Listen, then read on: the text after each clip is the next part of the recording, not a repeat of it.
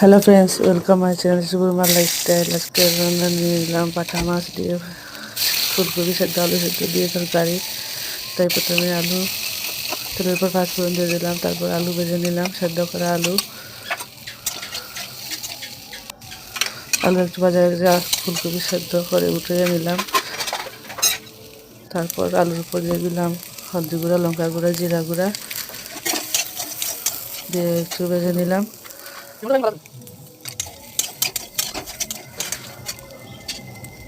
তারপর সিদ্ধ করা ফুলকপি দিয়ে দিলাম, তারপরে আর একটু নেড়ে ছেড়ে নিলাম। তারপর দিয়ে দিলাম জল, তারপর দিয়ে দিলাম টমেটো, নুন দিতে ভুলে গিয়েছিলাম, দিয়ে দিলাম নুন। জল ফুটিয়ে উঠেছে, একটু নেড়ে ছেড়ে মাছ দিয়ে দিলাম, বাটা মাছ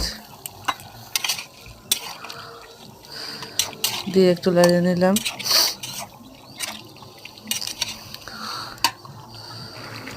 তারপর দিয়ে দিলাম ধনিয়া পাতা। হয়ে গেছে আমার তরকারি। বন্ধুরা, আমার কোনো ভুল হলে ক্ষমা করবে। আমি অনেক সিম্পলভাবে রান্না করি, তাই আমার ভিডিও ভালো লাগলে লাইক কমেন্ট